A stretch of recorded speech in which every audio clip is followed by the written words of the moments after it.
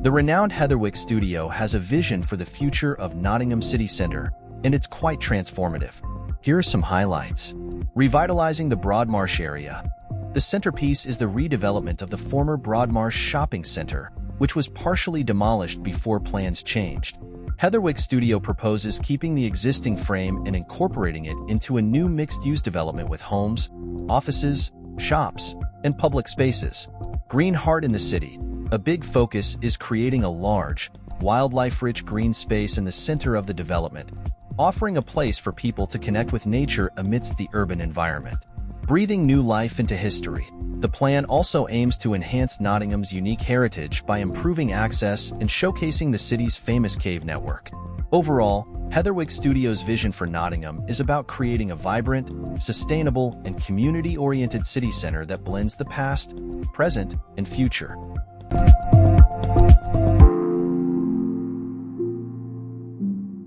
The Drone Port, United Arab Emirates, is a conceptual design by GAS Architectures, led by German Sandoval.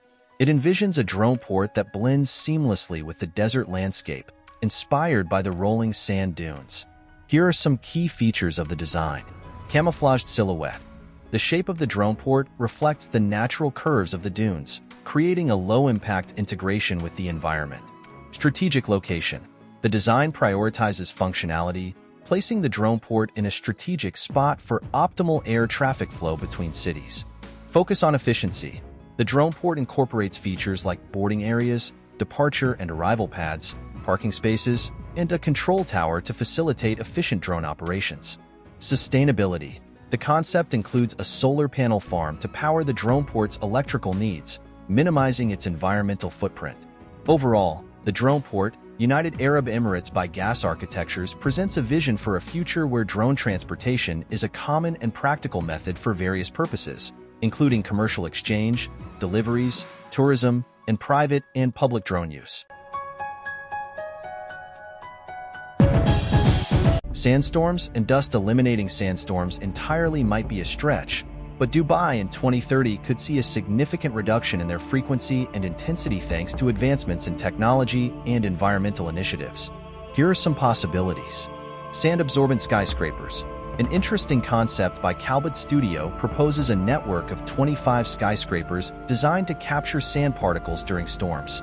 These towers would use electrostatic charges to attract sand, then filter and potentially reuse the captured material. Desert greening projects.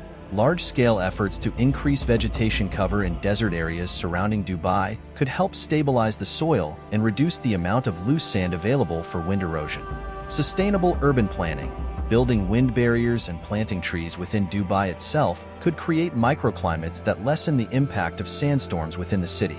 It's important to note that these are just some ideas, and the actual approach to managing sandstorms in Dubai may involve a combination of these and other solutions. It's a complex challenge, but with continued research and innovation, Dubai could become a much more sandstorm-resilient city by 2030. Qatar is at the forefront of designing future hospitals. Here's what they have planned. Al Dayan Health District. This ambitious project, nicknamed the Hospital of the Future, is a massive medical precinct planned for Doha. Designed by OMA and Buro Happold, it emphasizes modular construction. Buildings are made from prefabricated units, allowing for easy adaptation to future medical advancements. Sustainability. The complex will have a solar farm, a high-tech farm for growing medicinal plants, and a dedicated waste management system. Patient experience. Low-rise buildings with courtyards and gardens create a more calming environment.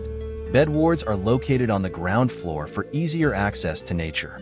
This project is still under development, but it showcases Qatar's commitment to innovative healthcare.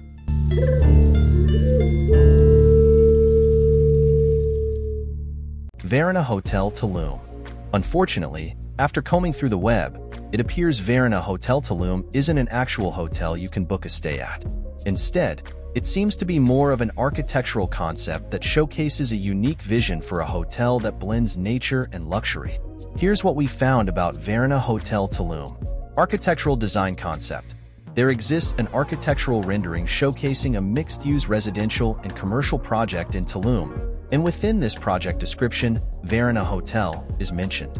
However, there are no details available about booking the hotel or the services it would provide. Focus on nature integration.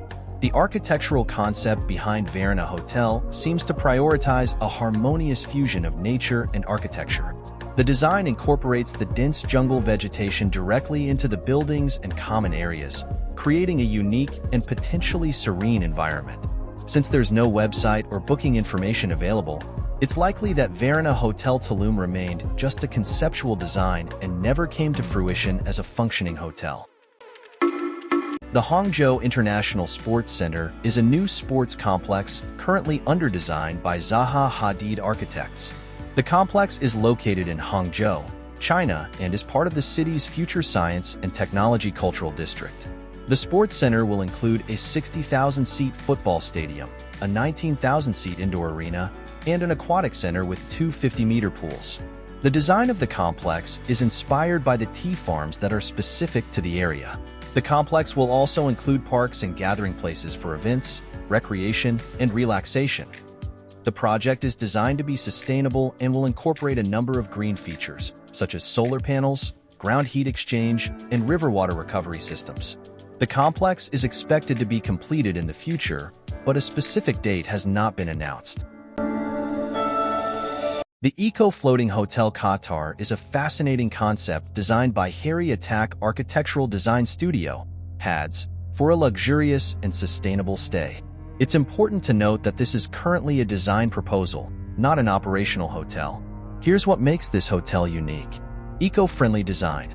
The hotel prioritizes minimal energy loss and aims for zero waste. It even uses a rotating system to generate electricity through water currents. Prime location. While the first location is planned for Qatar, the mobile feature allows for potential relocation to other areas. Luxurious experience. Envisioned as a 5-star hotel, it boasts 152 rooms with ever-changing views due to the rotation. Guests can expect top-notch amenities like pools, a spa, a gym, and even a mini-golf course. Sustainable features. The design incorporates various eco-friendly elements like vertical axis wind turbines, VATs, that double as sunshades, reducing reliance on conventional energy sources. Here are some additional points to consider. The hotel's circular shape and rotating mechanism are inspired by a vortex, reflecting its connection to the water. A 140-degree pier ensures easy access regardless of the hotel's orientation. The design team included consultants from various fields like ship construction and naval architecture to ensure feasibility. Overall, the Eco-Floating Hotel Qatar presents an innovative concept for hospitality, merging luxury with environmental consciousness. The State and Lake Elevated Station is a historic transit hub in Chicago, Illinois, serving the city's Loop area. Here's what you might want to know about it. Current status. The station currently serves 5 of the 8 CTA train lines: brown, green, orange, pink, and purple. It's undergoing a major reconstruction project to become fully accessible and modernized. There are currently no elevators, but the new design includes them at all 4 corners for improved accessibility. History and significance. Built in 1895, it's one of the oldest stations on the Chicago Transit Authority's CTA-L system. It holds the distinction of being the second busiest non-terminal station on the Loop L, with a ridership of over 12,000 daily entries before the reconstruction began. The station played a vital role in connecting passengers to Chicago's downtown area, including shopping on State Street, theaters, and businesses. Reconstruction project. The renovation aims to create a modern, accessible station with wider platforms, improved amenities, and a design that incorporates some of the historical features. The project is expected to take approximately 3 years to complete once fully funded. Alternative for transfers. While there's no in-station transfer between directions currently, passengers can transfer to the Red Line subway station on State Street for free with a valid fare card.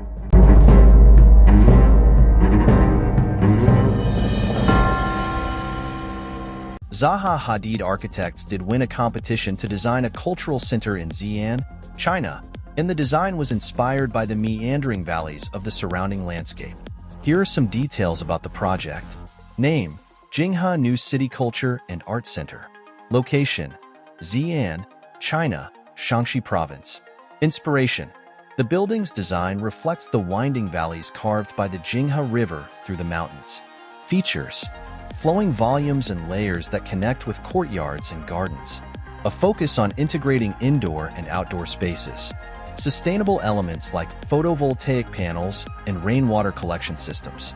A 450-seat performing arts theater, a multimedia library, and various exhibition and studio spaces. The aim is to create a dynamic and interconnected cultural hub that blends with the natural environment. Here are some resources where you can learn more about the project.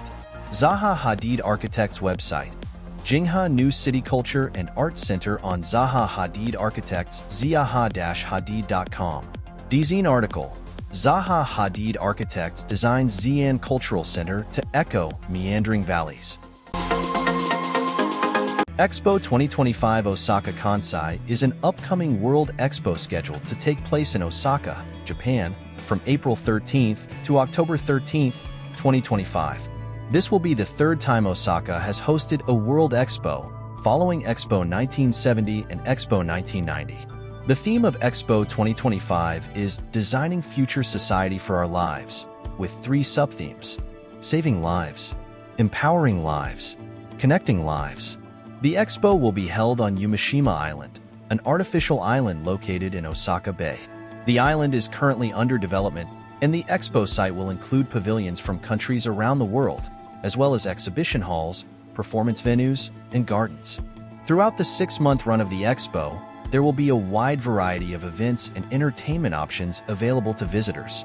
These will include cultural performances, educational workshops, and demonstrations of the latest technologies. Expo 2025 is expected to attract millions of visitors from around the world. It is a unique opportunity to learn about different cultures, experience the latest innovations, and explore ideas for a better future.